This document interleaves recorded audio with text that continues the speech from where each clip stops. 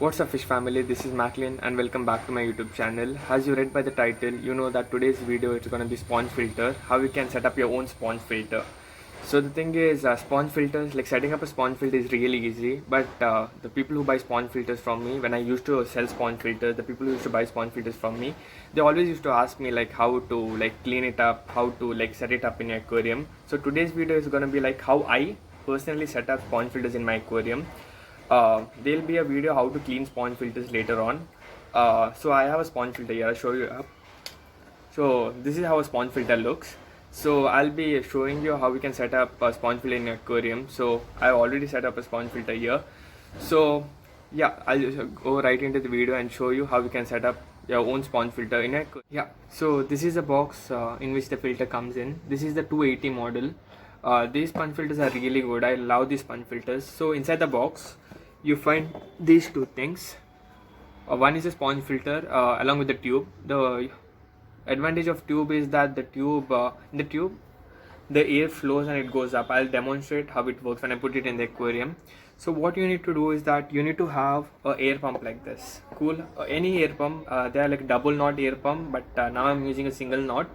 So the thing is, you need to connect a pipe, a normal air pipe, to this to start, and to the end of this you need to have an end, and you need to pass it through the tube here. So you just pass it to it like this, so like that, because it's long so it won't be seen. So you pass it to like this, and then there'll be a small hole here. You connect it to the hole tightly, you connect it here like this, and then you slowly bring it up, and then you connect it. So here's the air pump, it's ready. So the basic idea is that what happens is that the water gets sucked in here and all the particles will be there, right? The poop, the debris, the plant matter, it gets stuck here, and only the pure air goes up, and that is oxygen. So that is a thing which I was telling you, the advantage of the tube here. I'll show you in the demonstration soon. So this is how it looks. So you put the connector and you put it like this. Now I'll show you how it actually works in the aquarium, because I already set one here. So I'll just show you the live demonstration now. As you can see, this is a sponge filter in action. If you can closely see, there are a lot of debris. As I told you, the water gets sucked here, and all the poop and other matter will be here, and only the air goes up. I'm sorry, because the fishes are thinking that I'll come and feed them. That's the reason they are like all gathered. They were all gathered here. So yeah, as you can see, there are a lot of plant matter and stuff.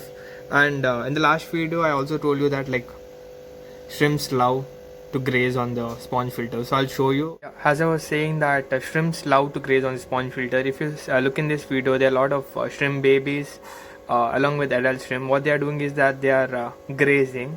So as I told you, the sponge filter takes only the water, sucks in the water, and leaves the poop, fish food and all other debris. So what happens is that creates an ideal situation for the shrimps to come and eat. So as you can see, there are a lot of shrimp. Some are buried shrimps along with shrimp babies, and all larvae stages are there, like from small shrimp to a buried shrimp, like to a buried shrimp to small shrimplets to big shrimps. So this is the advantage of sponge filter. Yeah, if you like videos like this, do let me know down in the comments. I'll definitely love to do more videos like this. Happy fish keeping. Bye bye.